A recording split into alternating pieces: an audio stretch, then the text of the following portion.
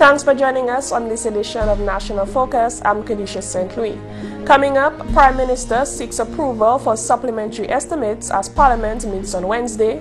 New legislation on disaster management coming soon, and the first Greek ambassador to Dominica presents credentials. Stay with us for details of these and other stories after this.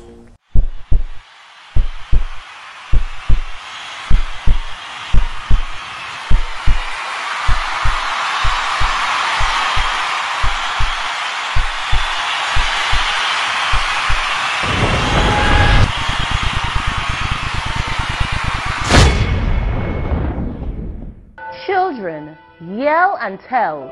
If someone tries to abuse you, tell until someone believes you and they do something about it.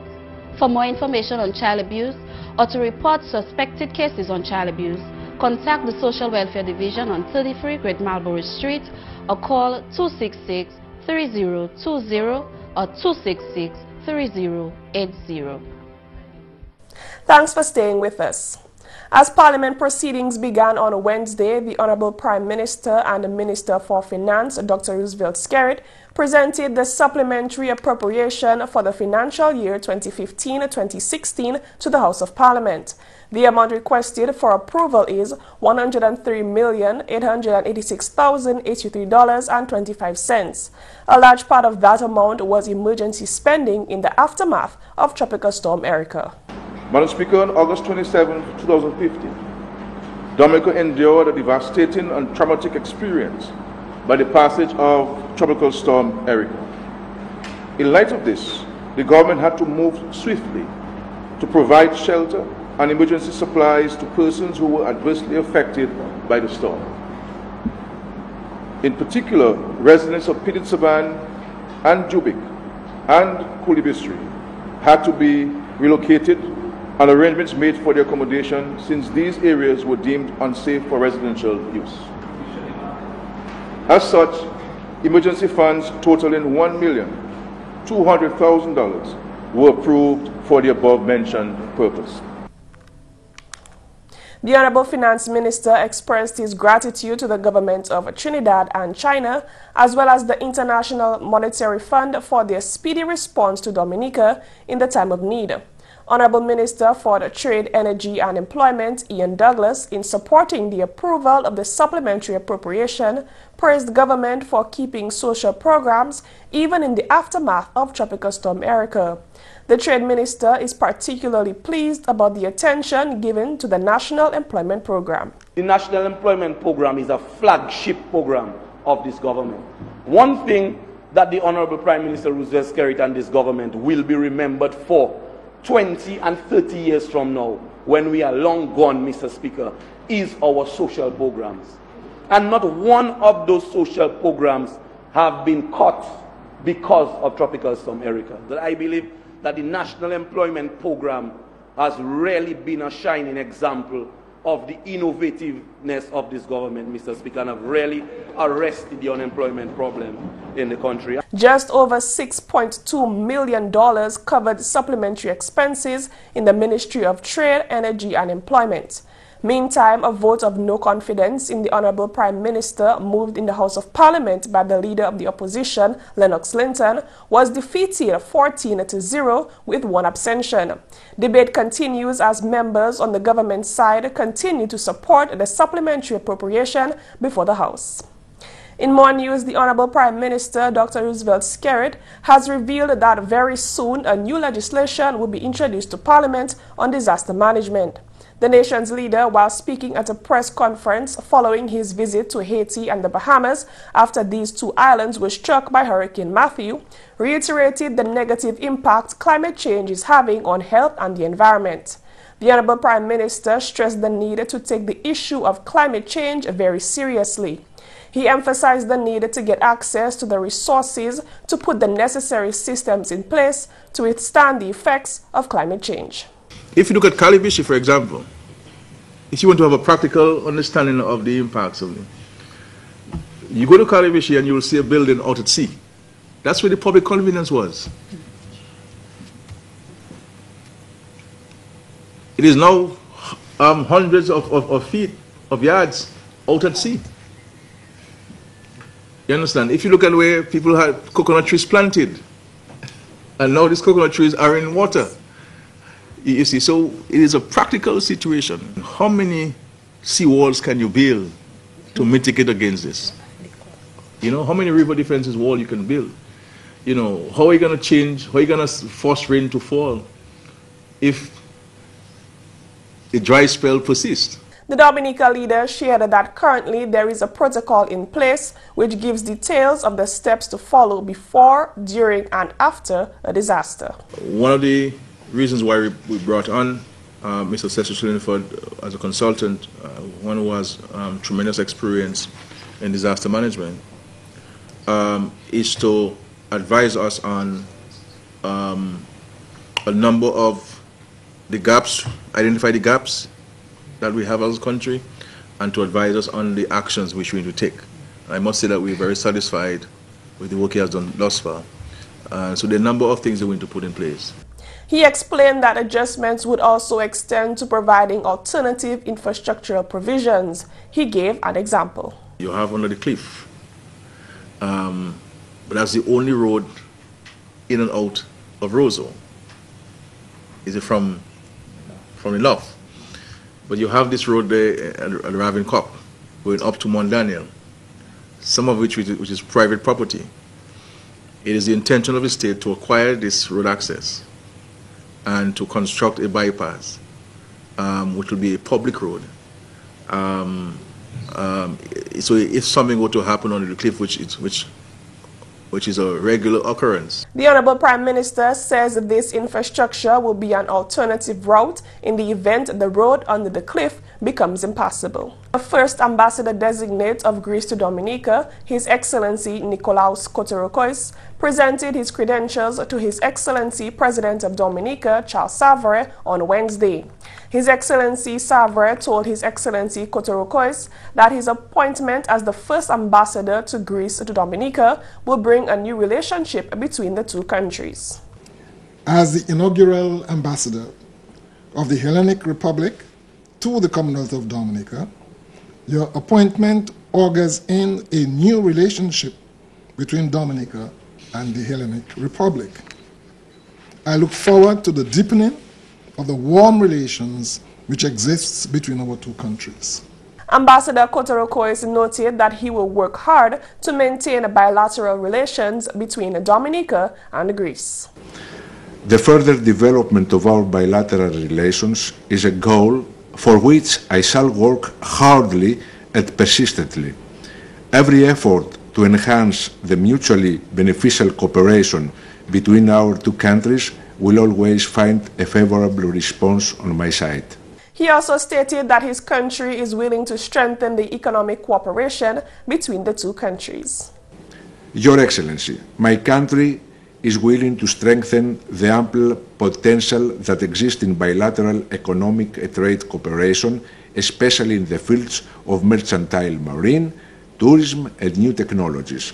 I do believe that exploring possibilities of cooperation in the above sectors could produce good results for mutual benefit of our countries and peoples. Organizers of the Madame and Miss Wobduyet Pageant 2016 promise an exciting show on the night of Thursday, October 20th and Friday, October 27th. 6 ladies will compete for the Madame Wobduyet title at the pageant, which will be held at the Arawak House of Culture. GIS News spoke with coordinator for the Madame Wobduyet pageant, Carlton Henry, who gave details of the show. It will be a very exciting show. We have 6 ladies representing Grand Bay, Trafalgar, Portsmouth and Goodwill. They have been rehearsing for a number of weeks right now and they're excited, and I can assure you that it will be a show that people will not want to miss, because we have ladies who are expecting to do a bit of drama. I believe some might be playing instruments, some might be singing, so you have a variety. You don't just have one thing to expect in that show. The reigning Madame Wobduyet, Gwyneth Lazar of Grand Fall, will make her final walk and sash the winner at the pageant. The show will begin at 8 p.m. on Thursday. Tickets cost EC $40. On Friday, October 27th, the Miss Wub Duet pageant will be staged at the Old Mill Cultural Center and will also cost EC $40. Henry told GIS News what patrons should expect on that night. We have 7 districts represented this year, which is the South, North, East, West, Southeast, Southwest, and the Northeast.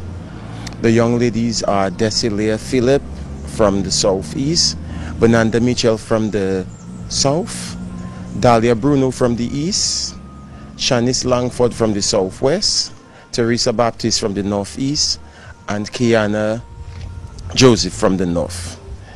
The show have 3 exciting rounds, which is the talent round, the Creole Spectacular Way round, and the Wub round.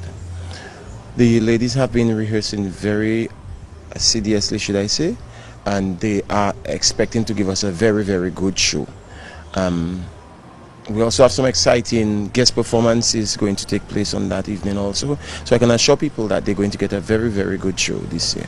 In a discussion with GISA's Lurian Graham Carter on Monday, the coordinator of the Madame and the Miss Wub Duet pageant, Carlton Henry, revealed some new information.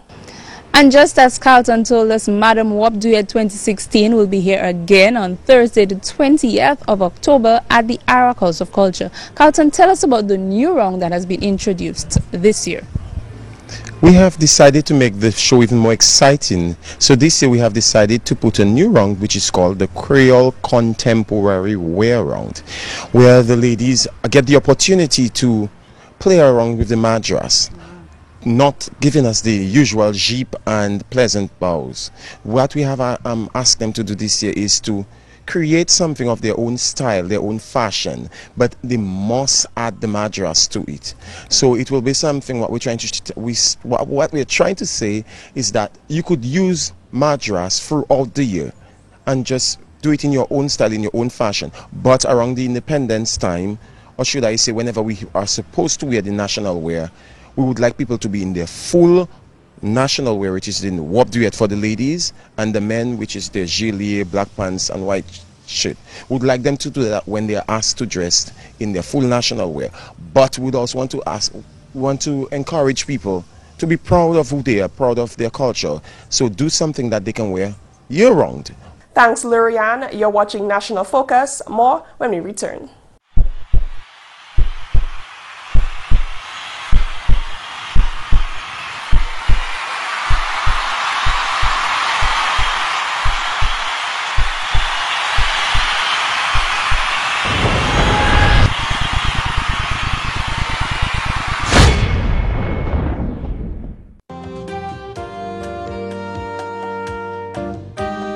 Let's have some fun, eh? I'm not ready for your kind of fun yet. But everybody else is doing it. But I'm not everybody else. I'm me, and I want to do well in school. Well, you definitely get an A for attitude. I plan to get an A in life, and then I'll think of your kind of fun. So what am I to do in the meantime? You'll survive. Say no when you're not ready. Use condoms when you are. Welcome back.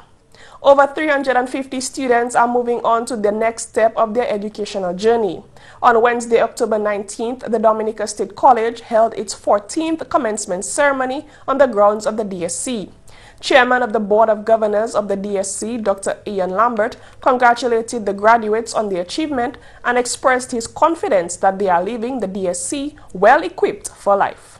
You have accomplished an enormous amount, and you have now even greater potential than when you began your studies here. You have earned an associate degree, but you have done more than grow intellectually. You have also matured, we are sure, emotionally and socially. The education that you have received will prepare you and serve you well for the challenges and opportunities that you will encounter along life's ever-winding road. He reminded them to never forget those who assisted them along their academic journey. Your achievements here are indeed impressive, but bear in mind that you have not realized success on your own. You have been supported by parents and other family members by friends and by the DSC's faculty, staff, and other students. And also many among you have been supported by the government of Dominica and other generous donors who have provided scholarships. President of the DSC, Dr. Donald Peters, charged the graduates to use what they have learned from the Dominica State College for the betterment of Dominica. Today, you represent nearly 14% of Dominicans residing in Dominica with a college education. So you are now a member of a very small group, and therefore you have a responsibility to educate people around you who may not have had the opportunity to go to college. I've said before that for a developing country like ours, the only way to national prosperity is through education. Can you imagine if all of us in our country had gone to college? How much better our country could be? That's use your imagination. The outcomes are endless. He stressed on the importance of education. Education is important because our ability as humans to understand facts, logic, an understanding of history and science, the ability to imagine through literature, conceptualize and appreciate the things and people around us are all part of what we gain from education. And hopefully the 2 years or 3 years you spent here have taught you all of those things. Education is invaluable in moving our country forward, and I'm pleased that 360 of you are now joining the global village. Remember though, never stop learning. If you did not graduate in with honors, do not worry about it. The fact is you graduated and have the very same opportunities as those on the top of your class. So be bold. Permanent Secretary in the Ministry of Education, Marcella Powell, represented the Honorable Minister for Education, Peter Seja. The policy of the Ministry of Education is that every learner must succeed.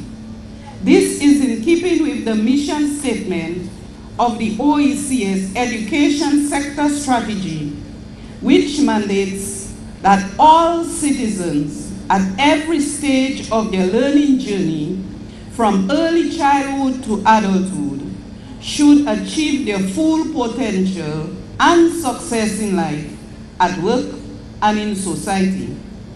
Hence, it is of paramount importance to provide all our citizens with opportunities for educational advancement which are in line with international standards. We believe that education and training must complement our developmental agenda. GIS News will bring you more from that ceremony in a subsequent newscast. Coming up next, today's tip complements the ECCB.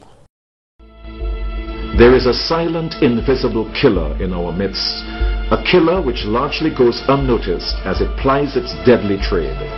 Its name is secondhand tobacco smoke, which has a far greater impact on persons inhaling this poison than on smokers themselves. Secondhand tobacco smoke is especially detrimental in public places and negatively impacts our national health as well as public health expenditure. Stop this invisible killer now.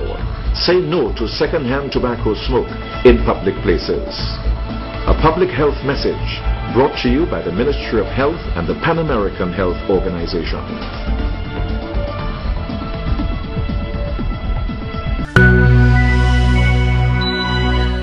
Saving should not be ad hoc or something you do when you have money left over. Rather, saving should be the first expense deducted from your paycheck. You should be diligent about setting aside money from each paycheck towards your future. Practice depositing in a separate account at least 10% of your gross income and make sure you leave it alone. And that's all for this edition of National Focus. We always welcome your suggestions and comments. Drop us an email at gis@dominica.gov.dm or visit our website news.gov.dm. Like our Facebook page, facebook.com/GIS News Dominica, and follow our Twitter at GIS Dominica. You can also catch up on past National Focus newscasts on our GIS Dominica YouTube channel. Live streaming is also available on our YouTube channel 24 hours a day. From all of us here on the GIS News production team, I'm Kadisha Sedri. Thanks for watching, and join us again next time on National Focus.